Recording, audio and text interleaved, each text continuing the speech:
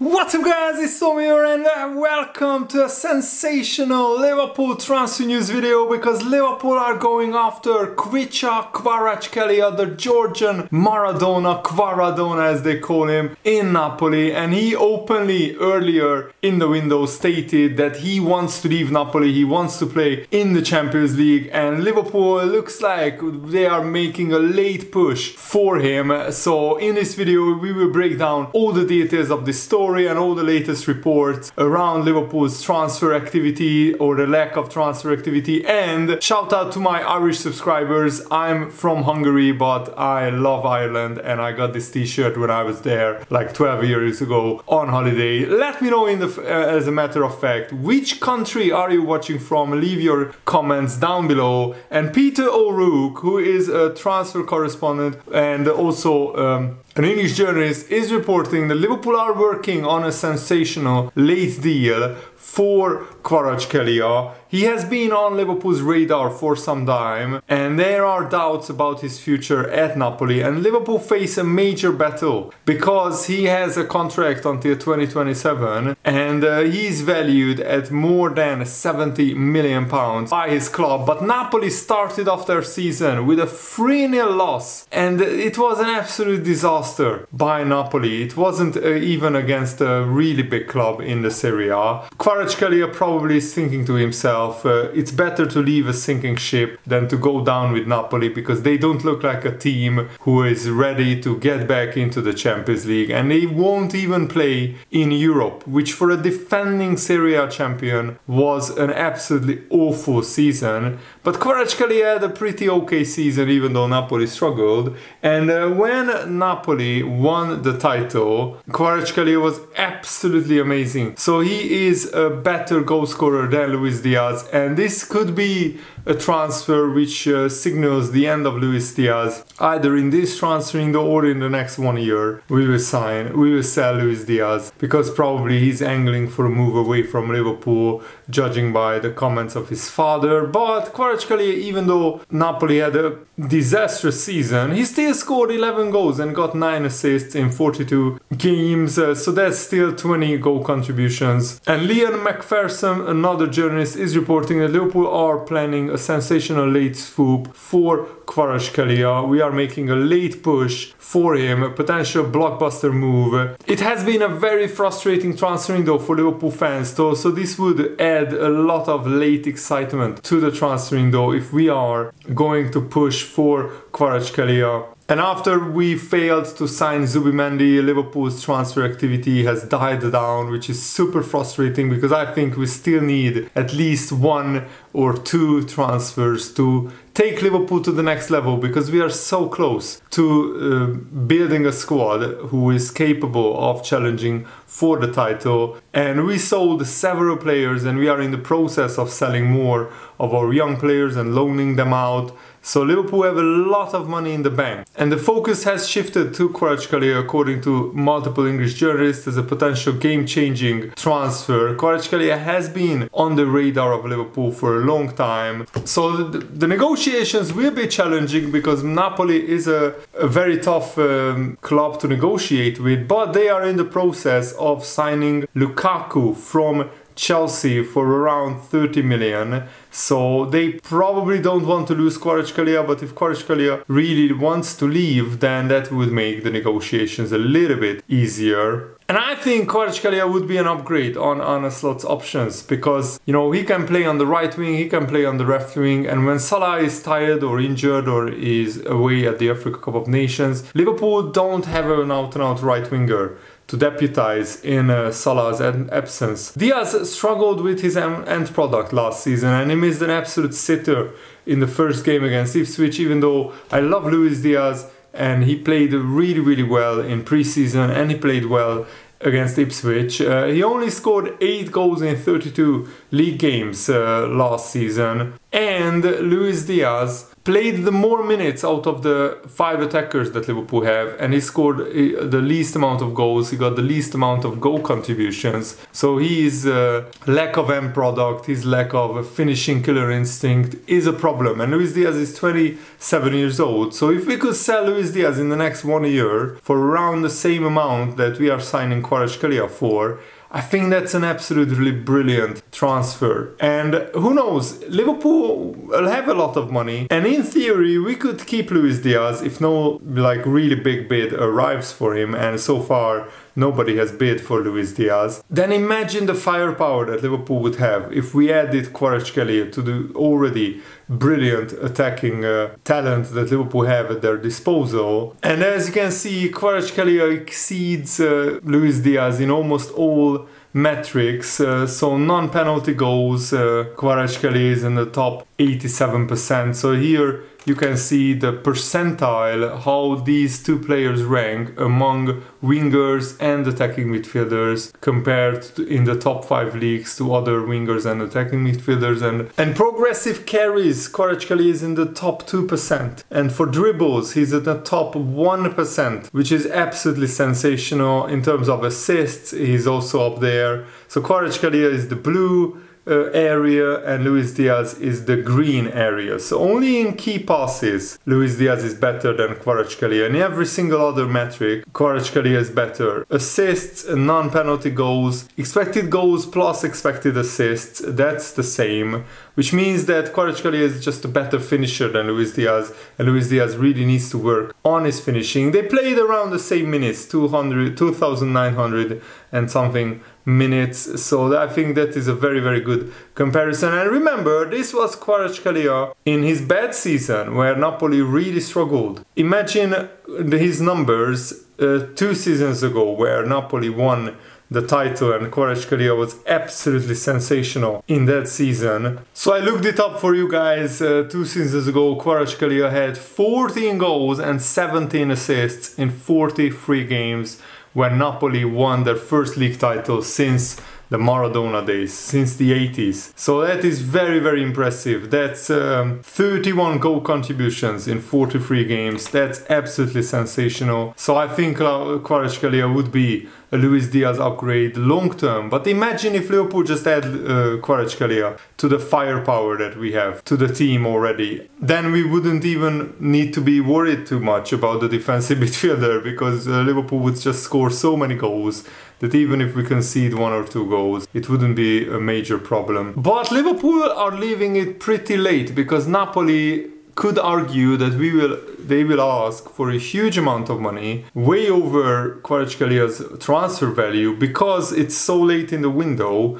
Napoli would struggle to find a suitable replacement. That's why this transfer is complicated, and it remains to be seen whether Liverpool can pull this off. Another newspaper and another journalist, Sierra McCarthy, is reporting that Liverpool are preparing a sensational late window move for Kvaratskhelia, who Liverpool hold a strong interest in. And Liverpool have been looking for a winger all transfer window, but we didn't find a winger who is available for a decent price, who would improve Liverpool's starting 11. Not many wingers have moved in this transfer window who would improve Liverpool's starting 11. But his agent has spoken this summer about their desire to leave Napoli. He said, "I don't want people to think that Kvaratskhelia wants to stay at Napoli." Weirdly, he said this during the Euros actually. "We want to leave, but we are waiting for the end of the Euros so as not to disturb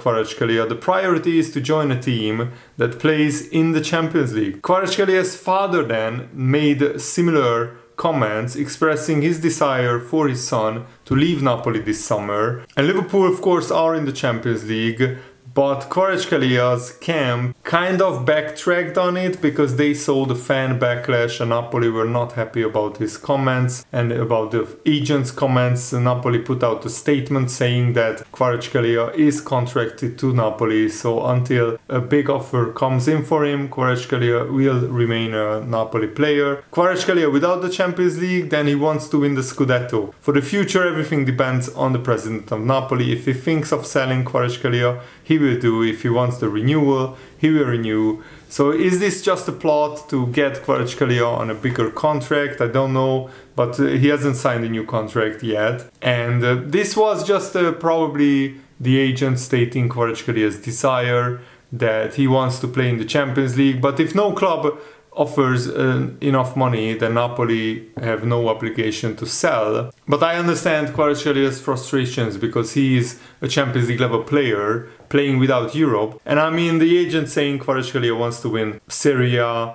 At the moment, no real Serie A expert is putting Napoli anywhere near the Serie A title race. AC Milan, Inter Milan, and maybe Roma, now that they are keeping Dybala, will be in the race. But yeah, the other clubs, Juventus maybe, they are outsiders, but Napoli are not even outsiders. They are just also Rennes. Napoli will be lucky to finish in the top 4, even with Conte as manager. I mean, they lost the first game 3-0. Pretty awful start, if you ask me. And let's talk about Arne Slot speaking ahead of Sunday's big Liverpool-Brentford game. Arne Slot's first game in front of the Anfield crowd. He said, "My way of doing things is let the team play in the best possible way, and they enjoy the team playing, the fans, and in that way they will hopefully admire." Is that the word you use? Or I will get the bond with them. I don't expect me to go after the game and make fist pumps. That is not going to be my style. So it is more let the team play in a certain way, and the fans, if they like the team and because of that they will like the manager as well. Arne Slot admits that he let his anger come to the first surface when the referee decisions do not go the way he would like, but he looks to quickly put it to one side and focus on the things he can control. I wouldn't say I lost it, but sometimes you have some frustrations, and 9 out of 10 times in the life of a manager it comes from referees' decisions. But no, that sometimes happens. I've not lost it in a way where people are saying, what is he doing? The only thing I can do is help the team before and during the game, and then afterwards the boys have done so much work and that they will be there to thank the fans. I might be there, but I will never be in front of them, always behind them.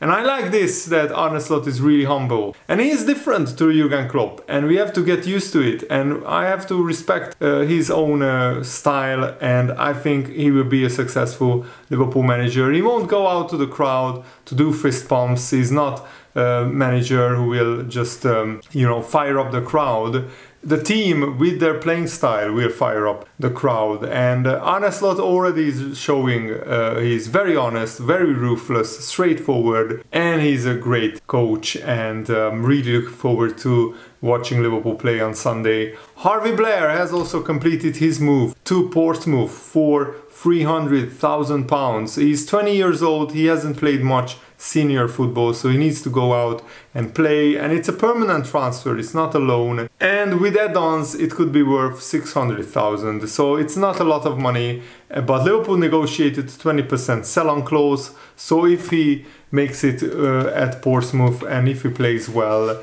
then we will get some profit from the sell-on clause. Portsmouth are in the Championship. Finally they get promoted after many years playing in the 3rd division in League One, so I wish them all the success. They are a pretty big club, Portsmouth, so I want them back in the Premier League, and hopefully Harvey Blair will help them get back to the Premier League. I also want to look at the defensive work rate of each players against Ipswich. And Liverpool defended very effectively against Ipswich, only allowed Ipswich 0.45 XG. As Liverpool's defensive work rate ranking chart shows, Gravenberch deserves all the praise. He was by far their most active player out of possession. Kwanzaa, McAllister, Szoboszlai, Luis Diaz and Diogo Jota were also pretty good, but Gravenberch had a lot of clearances, interceptions, tackles. Sorry, not clearances, tackles. The orange is tackle and the yellow is clearance. Maybe the colors are not the best choice. I didn't make this graphic, but the colors are not the best choice because they are pretty similar. But yeah, Gravenberch made the most tackles, and I think he's growing into the role. Remember, this was only his 3rd game as the deep-lying holding midfielder, as the number 6. So Gravenberch still needs to learn a lot from this role, from this position, but I think he's growing into it. The big question, how will Gravenberch and McAllister do against the really big teams, the Man Cities, the Arsenals, the Tottenhams, the Man Uniteds. And we will find that out very soon, because after Brentford, Liverpool go to Old Trafford to play Man United, so that will be a big challenge and I'm really looking forward to it. Also, journalist is reporting that Atletico Madrid are signing Langley from Barcelona. Barcelona are selling a lot of their players. They actually terminated the contract of Gundogan. That's how skint Barcelona are, and it's really awful to see, because Barcelona are a really big club. My wife supports Barcelona, and she's really upset about the way that the club is going, and Gundogan is getting back to Man City, which I absolutely hate, on a free transfer on a 2-year contract, because yeah, Gundogan was so clutch for Man City. He scored so many crucial goals in their title race 2 years ago. So Langley going to Atletico Madrid means that Hincapie is not an Atletico Madrid target. Atletico Madrid were thinking about going for Hincapie, and Hincapie played for Bayer Leverkusen, and they absolutely had a dramatic game against Borussia Mönchengladbach. They were 2-0 up in the 59th minute, and Mönchengladbach came back for 2-2. Pretty late equalizer, 86th minute. But then, because of smoke and you know, pyrotechnics, the game was stopped in the beginning of the second half for almost 10 minutes. So there was a 10-minute stoppage time, and Bayer Leverkusen got a VAR penalty in the 101st minute of stoppage time, 11th minute of stoppage time, and they converted it. Florian Wirtz scored the penalty after the goalkeeper saved it, so it was a crazy, dramatic ending to the game. And Hincapie played. He got a small ankle knock, but I think he will be fine for the next game. I would love Liverpool to go after Hincapie, but we will only sign him probably if Joe Gomez is sold, and I don't really want Joe Gomez to be sold. I think in terms of centre-back options, we are fine if Joe Gomez stays, but Kwanzaa is already injured. He's out for the Brentford game, so we are already down one centre-back. We cannot afford to lose another one. And that's it for today's video. I really hope that you guys enjoyed it. Thanks for watching, guys. Have a nice day. See you later. Goodbye.